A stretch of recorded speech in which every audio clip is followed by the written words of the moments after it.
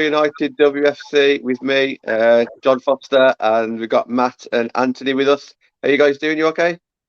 Yeah, I'm good, thank you. You all right? Yeah, not too bad, thank you. Not too bad. It looks like the weather's better where you are. Whenever I see you guys, it's always sunny. Wherever you are, it's always sunny. It's not too Yeah, bad here. it's always dry down south. If it's Yeah, if it's raining a bit further up north, then the chances are it can be nice down here. Hey, shorts down here, pal. 17 degrees. Up here, sorry, should I say, not down here. it's always cloudy where we are in Birmingham. It's not the best. All the Ah, that's pollution. fair enough. I'm blaming all the pollution. Yeah. Look, it's the last game. It's the last game of the season. Obviously, we got Leicester next week in the FA Cup. But regarding the league season, I mean, I put a little tweet out earlier saying that I don't think it feels like the last game of the season. It's just a bit of a weird feeling because usually last game of the season it's usually like fun and games or a mixture of emotions. Where at the moment it just feels like a little bit flat. Not actually being at the game. Obviously, we've still got Leicester to come, and even that Leicester game. It's still only halfway through a tournament. Matt, let's just start off with yourself. Like this is the last WSL game of the season, but Mm. what are your emotions at the moment? What are your thoughts on that? Do you know what I said about? Yeah, it is a hard one. Like you said, obviously we've not been able to be at LSV all season, and with the disappointment of not being able to get that third spot, does make it feel like that. So it's a combination of them two. I feel like not being able to be there, cheer them on, clap them, or even like clap them like for the good season. With the mixture of the disappointment, knowing that we were aiming for Champions League, but we didn't quite get it. So Yeah, Matt. I mean, would you kind of agree with that? Yeah, I think for me it's been a strange one. Obviously, like Anthony said, we've not been there all year, and I think I'm not sure if he's there. No, I'm still here. Can you hear me? Yeah, I can hear you, Matt. All right, just Anthony then. Yeah, I was saying it's a bit weird. We've not been to one game home or away this year, so it's just I don't know, strange really. But I think for me, I said it had gone quick. Everybody else seems to be telling me it's dragged, but I think this year's gone pretty quick. Doesn't seem that long ago since we were all thinking we're going to get in that Bristol home game back in September, and then since then it's just obviously flown through. But yeah, like Anthony said, disappointing sort of end, really. I know Casey said the other day, didn't she? She called it a failure. That was on her part. I don't agree with that. I think it's a shared thing. It's not just a failure on the manager's part, but the players as well, if that's what you want to call it. So, yeah, I think, get it done today. And like I said to Ben yesterday, let's end the season on a high. Let's get a win today. Get a bit of confidence for sort of the cup next week. And then, like I said, just end the season on a high, and then hopefully come September, we've got a bit more to look forward to, and we can hopefully be back in Lee, and it'll just be, back to sort of football again and meeting up with everybody and, supporting the team. Yeah, and that's it. That's what I've kind of been calling for a long time now, ever since I think we lost against the Arsenal game.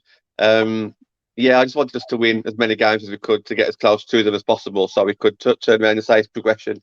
And I think if we do win last couple of games, that'll be 5 games on the trot that we've won. And you add that to the 11 games at the start of the season where we was top of the league. All of a sudden, it's not disastrous. It's just such a shame that we had such a major. I call it a blip, but I think it's bigger than a blip. It was such a big downfall, unfortunately, from January to March, wasn't it? But going into this game, Everton, I don't think it'll be easy. I know the points difference is about 12 points at the moment. But Everton are a strong side. I think they'll want to dampen our spirits even more. Anthony, I'll come to you first. So what are you expected to see in this game? Yeah, I agree with you. It's going to be a tight game. We know what Everton bring. They can be quite physical, and that it can be quite hard to break down sometimes. Even I do, but although saying that, I think we'll scrape the win today. I reckon, but we've got to be a lot better than we were last week. If we put a performance in like we did last week, then I could see an upset on the cards. But they're also playing for next week. They're going to want to play in an FA Cup game. So even though there's nothing to play for league position wise and that, they'll be starting next week against Leicester. So you say, oh, it can't be as bad as last week, but you say these things and you never know. You say it and then you think, oh, okay, maybe I eat my words. But I expect a tight, close game, I reckon. It's quite ironic, isn't it, Matt, that the last game of last season was Everton, obviously because it was forced, and now obviously the last game of this season is Everton. We won 3-2 last time out. Can you see quite a few goals in this one, or do you think it'll be, maybe they'll pretty much shut up shop and just try and catch us on the counter-attack? Yeah, I think probably, like Anthony said, they can be a tricky sort of team to play. I don't think we'll see too many goals. I said yesterday on mine and Ben show 2-0. I just think, they can sit and pack sort of midfield out, can't they? They've got a couple of players that could potentially cause us a few issues. But I think for me, 2-0 at home, get it done. I did read before that they wanted to kind of come out and, they said spoil the party, but there's no bloody party going on. So what quite they meant by that, I don't know. But like, we want to go out on a high, which is great. But like you said, John, 12 points behind. So it's not a party for us. If, we're not celebrating anything. We're not them where they'll be, bringing DVDs if they beat us in club shop and stuff like that. But I think, no, listen, let's say, I'm not thinking, it was 2-0 once it in the reverse away game in January time, roughly. So I think, again, for me, I think, confident of a clean sheet. And like Anthony said, they're playing for places against Leicester. So for me, what sort of better time than to show what you can do and show you deserve a starting place next week in a game that obviously means sort of more than today. But yeah, like I say, I'm noticing Vic says there, she talks about the pitch. It was something we mentioned previously before the Bristol game, wasn't it? But like I say, at home, I always back us at home, and I can't see a major disaster coming on, if I'm honest. But yeah, I don't know about you, what you sort of think. Did you say 3-0 yesterday, John, or 3-1? I think the 3-1 and the men's team to win 2-1. I think it'll be close. 3-1, I think, is optimistic. It could quite easily be 0-0 up until the last 10 minutes and someone get that winner. So it really could go either way. I do just want to shout out a few of Vicky's comments. Hello, Vicky, by the way. End of an era regarding COVID, and it definitely looks that way now, doesn't it? I think it's 8 days' time before, some fans can start going back to some sort of matches and this, that, and the other. And obviously, it has been really tough, and we don't need to go into it on this kind of show. But it is an end of an era, end of a real sad and disturbing and stressful era. But we have come out of it, especially on this channel. I think that we've gone closer as a fan base. I know if we didn't have social media and YouTube, then we wouldn't have spoken for a good 18 months. So I think we've done well ourselves to kind of occupy our time and also help other people who wanted some Manchester United women's team content as well. Vicky has mentioned regarding the starting lineup, so we'll move on to that now. Not too many changes regarding the midfield, defence, and goalkeeper, but up front is obviously not questionable. But that's where the questions, I suppose, could be asked. Let's start off with the defence, because Anthony, you mentioned that you might have put Maria in for this game, but the two Turners, Smith and Ona, has started. What are your thoughts on that defensive lineup? Yeah, it's just standard. Casey, I think she's obviously got her favourite lineup. I was just purely thinking on the base of it being last game of the season and giving possibly some minutes to people that haven't played so much, especially Maria. She came halfway through the season, and if I remember rightly, I think she's only played a couple of times. So, yeah, I actually thought if anyone was going to drop out, I thought she may have given Amy Turner a rest, but obviously it wasn't to be. She's kept the same back four, which it's a settled back four. They were one of the plus points last week when we weren't so good performance-wise further up the field. I thought the defence, they didn't put a foot wrong, really. So I can see where Casey's going with it. And like Casey says in her interviews all the time, she always puts a team out that she thinks is capable of winning. Yeah, I agree. Matt, do you think Casey's got Leicester game in her mind? Because it still is only a week. It's still another week away, isn't it? So, was there any need to go a week in this game? Because, like I say, it's not like 2 games in a week. These players are used to playing week after week. So, I suppose obviously if you do play your best players and they get injured, but you can say that with any game, couldn't you? So, do you think the Leicester game was on her mind at all? Do you know what? Knowing Casey, probably not, because I think if you listen to what she says, she usually take it sort of game by game, don't we, as they come. And sort of the focus today will be obviously on Everton, and then you probably see Tuesday, Wednesday, the focus will obviously shift to Leicester. So I think, like you say, anybody could get injured anytime. We've seen that happen countless times throughout the season. So, like Anthony said, you want to go with your strongest team and go out and sort of put in a performance. And it's one of our sort of rivals, that again myself and Ben touched on yesterday. It's kind of we've always come up against them in cups as well as league games as well, even when we've been in the Championship. So yeah, for me, I think looking at the starting lineup, I was surprised because I think when Maria's come in, she's never really for me put a foot wrong. But obviously Turner and Turner is like the proven partnership, isn't it? So I think for me, kind of no complaints on the starting lineup as such. I think it's probably, you could maybe argue it was a little bit harsh that Hansen's been dropped. But then again, it's, where do you fit her in? I mean, I'm looking at it now and I think it may appear that Tooney could be wide on the right with, Zellum, Stafford, Groningen in there. Probably Press on the left and maybe Ross up front. But I don't know. Obviously, we have these chats, don't we? And then we turn on FA player and it's something completely random. But that to me is how it looks. Is like I say, Press left, Tooney right, Ross central. And then, I mean, it could even be a 4-3-3, to be fair. With Stanny, Zell, Groningen, and then Toon, Press, Ross. But listen, who knows? But yeah, like I said, I think, I talked about it the last couple of weeks about bringing Leah on, maybe 50, 60 minutes and build up those minutes in preparation for next week. But yeah, I think full attention and full focus on today's game. And then after that, we'll start to look at, like I say, Leicester game. And maybe we'll see rotations next week. We might see Maria come in. We might see Jess and Hansen start. Who knows? It's one of them, I suppose, that we'll probably know more midweek after sort of press conferences and things. Yeah, just sticking with our front 3 then, because obviously we spoke a little bit about the defence. Let's stick with our front 3 because she did have options. Obviously, Galton is fully fit now. Maybe not match fit, but she is fit and able to play. Vicky in the comments has mentioned that we don't want to lose to Willie Kirk. We know that. Matt, let's just stick with yourself. I mean, would you have probably played Galton in this game, or is it just a case of no? Let's just wait now until Leicester. I think bring her on, like I was sort of saying a couple of minutes ago. I think for me, obviously, she's still finding her way back into fitness after a bit of a spell out. Don't know how long it was, a few months maybe. Mm-hmm.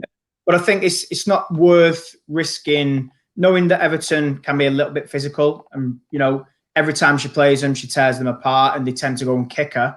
I think having come back from an injury, it's not really what you want, is it? So maybe, like I say, 50, 60 minutes and let her build it up. If she doesn't come on, then, no complaints. I think I'd rather do what she's doing with Lessie and protect the player, especially when there's sort of nothing to play for. It's one of them games where it's just filling the fixture for sort of doing that sake. But I think, yeah, cautious with her. If need be, bring her on. But, I'm not going to be too disappointed if she's rested. I'd love to see Carrie Jones get on. I've just noticed she's on the bench, but not terrible. Yeah. The Devs are playing now against Huddersfield. That will be close to finishing actually because it started at 12. But let's just see if there's a need to bring her on, then bring her on. But I wouldn't go too over the top. I'd rather see sort of Hanson, Jones, Sigsworth come on and sort of go at it that way for me. Anthony, your thoughts on the front 3? Would you have done anything differently? No, I wouldn't really.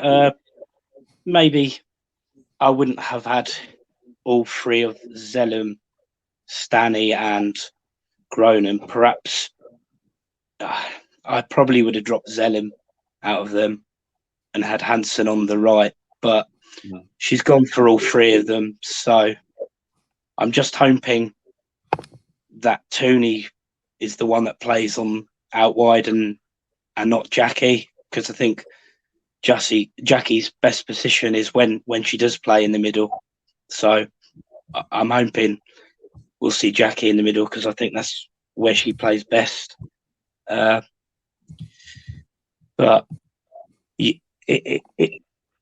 Casey obviously knows what she's doing, but I don't think you need. Personally, I don't think you needed all three of them players, and not being harsh, but I think some of Zellum's performances haven't been great of recent. I think she's a bit. She can be a bit wasteful with the ball, and maybe her having a bit of a break might have done her good. But Casey's gone for all three, so we'll see how it plans out, and I'm sure we'll end up talking about that in the halftime preview show. I can definitely see the next game against Leicester, not all three of them playing. So I think they will be playing for the positions, because I can definitely see Galton or Hansen, if not both, playing next week to add that bit of balance on the wings.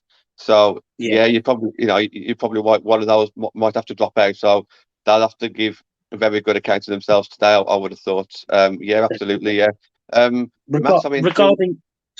Regarding Leah, I think it's the sensible decision.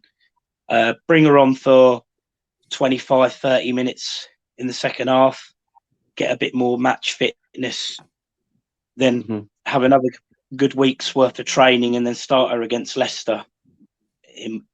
So I think she's done right there. That's definitely a sensible thing to do, isn't it? Absolutely, yeah. Matt, I was going to say something completely out of the ordinary here. But with Tooney being our leading goal scorer, with Christian Press being good on the left wing and everyone wanting that, with Ross being known to be on the right, could you see Tooney up top at some point today as well?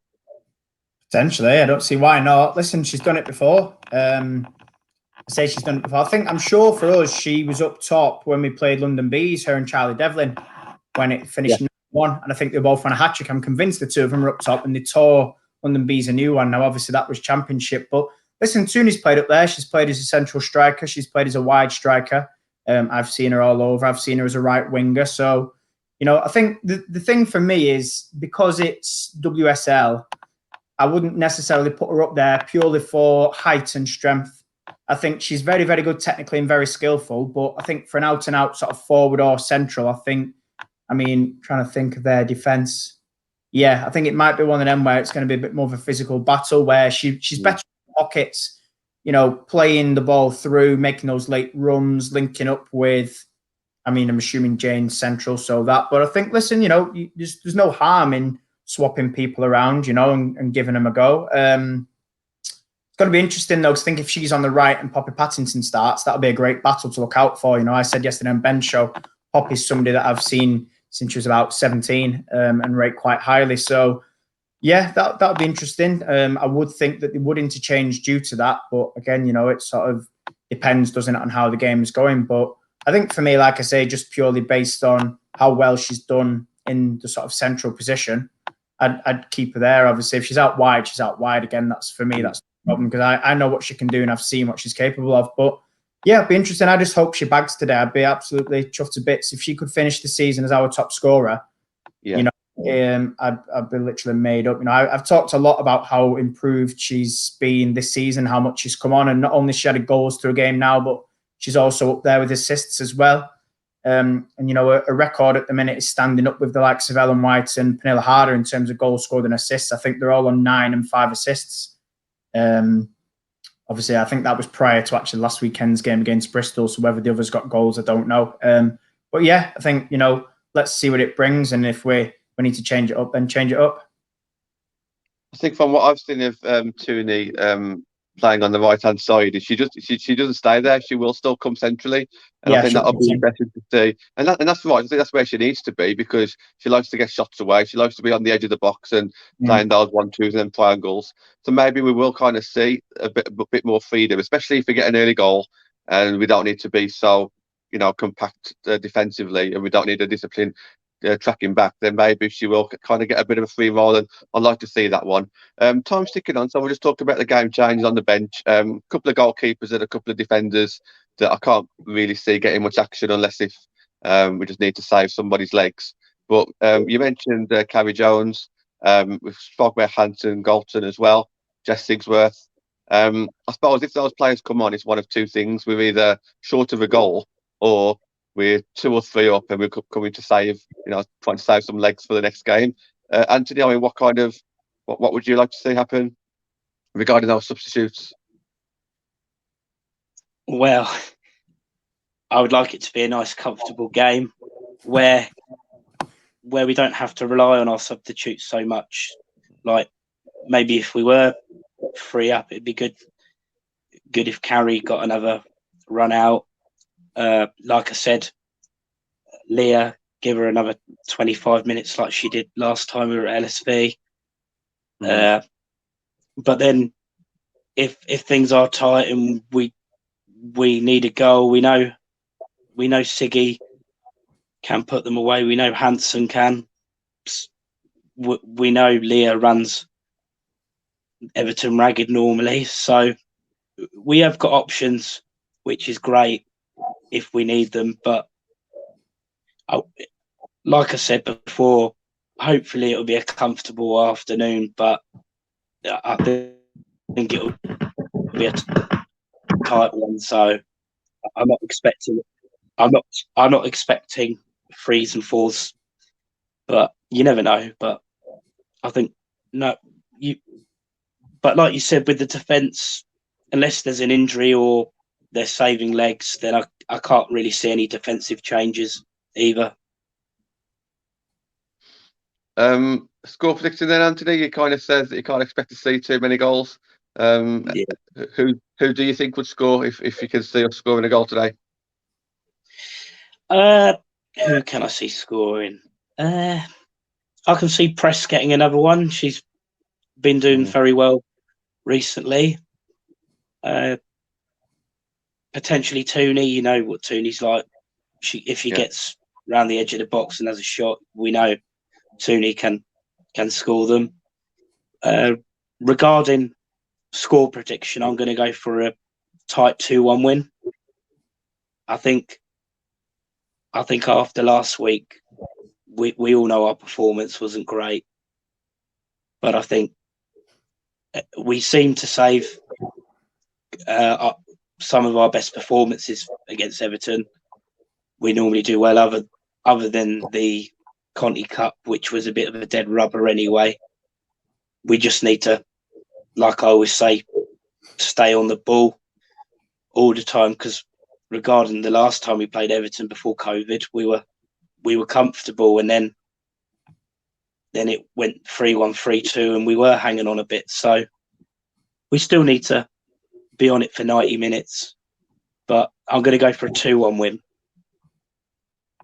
I'll give mine at the end. Matt, what are your thoughts on score prediction and goal scorers?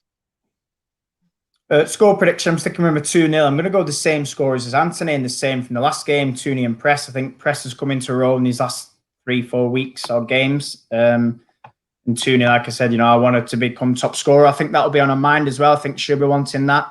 So I think you'll see, plenty of shots from her. It was interesting touching on earlier about sort of subs, because I was saying yesterday on our show, could it be that we see people who are potentially going in summer given their final chance today? With the likes of, I don't know, Ross starting, for example. Maybe that could be a thing. I don't know. And it might give an indication into subs. If Bentley comes on, that might be somebody. Who knows? That could influence it. But yeah, like I say, 2-0. Going for Tooney and Press, and then I'll be chuffed to bits. I'll stick with my 3-1. I also agree with Press and Tooney for the same reasons as you guys have given. So I'll say that my other goal scorer will probably be one of the subs. So I'm not too sure who's going to come on, but I wouldn't mind one of the wingers coming on and getting a third there in the second half. Hope you enjoy the great game, guys. Are you watching it on the FA Player? Oh yeah, got no choice. I'll have it on the FA. We'll have that on the FA Player and the United Men on the TV.